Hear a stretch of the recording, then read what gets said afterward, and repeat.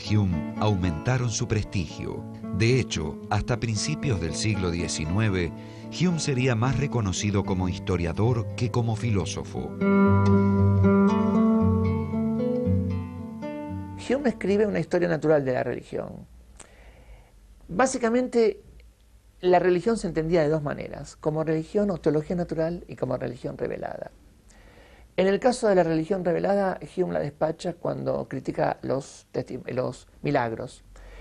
Y la crítica de los milagros, sintéticamente, se funda en que los testimonios contrarios a las leyes naturales son menos creíbles que las propias leyes naturales. Y que entonces uno está llevado a dudar de los testigos, por ejemplo, los testigos de la resurrección de Jesús o de la segunda aparición de Jesús cuando volvió de la muerte, como está escrito en los Hechos de los Apóstoles.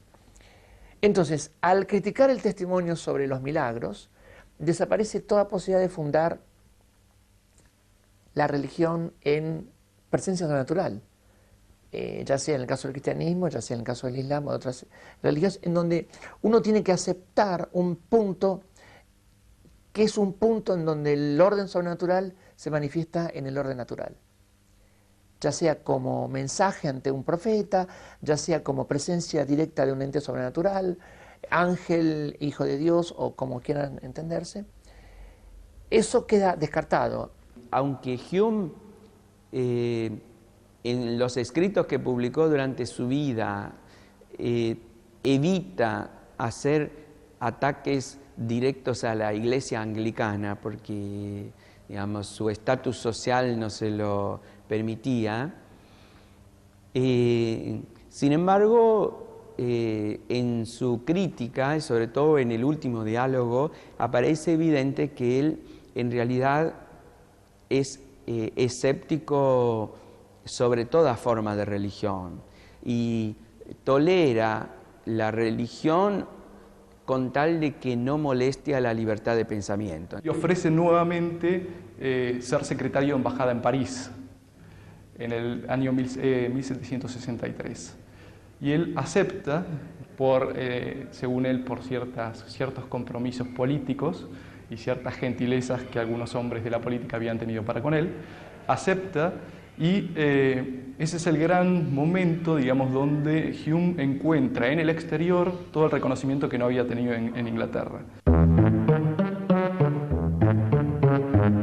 En París, Hume cultivó la amistad de algunos de los enciclopedistas e iluministas franceses más importantes. Se lo recibió como una figura relevante y Voltaire alabó su obra histórica sin reticencias. Incluso comenzó a llamarlo sin ironía San David. Cuando volvió a Inglaterra en 1766, llevó con él al filósofo ginebrino Jean-Jacques Rousseau, lo alojó en su casa y trató de conseguirle una pensión vitalicia, pero el difícil carácter de Rousseau produjo una pronta ruptura. El carácter de ambos autores era completamente opuesto y las ideas más opuestas todavía, de modo que se rompió esa amistad. Hume de alguna manera se convierte en mecenas de Rousseau e intenta conseguirle una pensión del rey Jorge III para que digamos, se pueda mantener.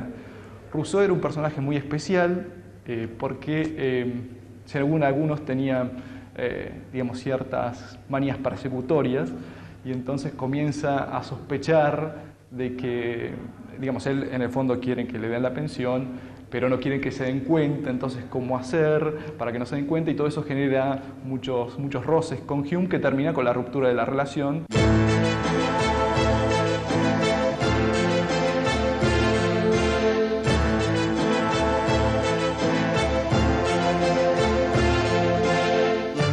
Entre 1766 y 1769, Hume vivió en Londres, ocupando un cargo de subsecretario de Estado.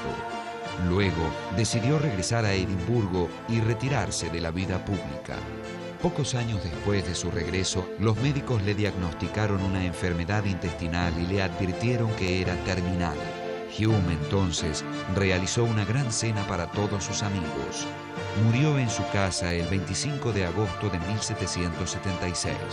Antes de fallecer, tuvo tiempo aún de redactar su autobiografía que se publicaría póstumamente.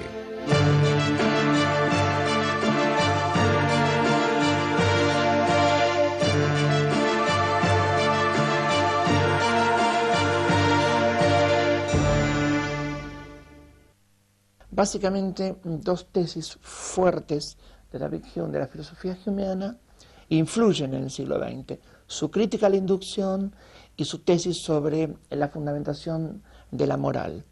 Digo esto porque prácticamente toda la filosofía analítica moral del siglo XX pivotó sobre la famosa distinción entre ser y deber ser, que adquiere Carta de Ciudadanía contemporánea en la obra de Moore, de George Moore, en los Principia Ética, pero que está formulada por primera vez por David Hume. Entonces, es un filósofo que no solo es relevante en el contexto del siglo XVIII y de la Ilustración, sino que es relevante porque en el siglo XX ha sido tal vez el filósofo más revisado o el más tomado como contemporáneo por los filósofos analíticos. Hay en su obra páginas que parecen llevar a cierta forma de irracionalismo que están presentes en nuestra sociedad. Luego hay una proyección de sus ideas morales y sociales en el tema del utilitarismo, que tanta influencia tiene en las sociedades contemporáneas, y también me parece que su figura es importante para entender todo el proceso de secularización de la sociedad occidental, sobre todo la europea, en el sentido de eliminar el elemento de lo sagrado, digamos, de la vida cultural. Todavía hoy se puede hacer una lectura de Hume con cierta vigencia para los problemas epistemológicos actuales, fundamentalmente. Yo creo que siempre en todo autor hay algo que es intemporal, por más que no se lo lea actualmente o que su corriente de pensamiento ya sea pasada o haya tenido su época de auge en algún momento de la historia y hoy ya sea un recuerdo.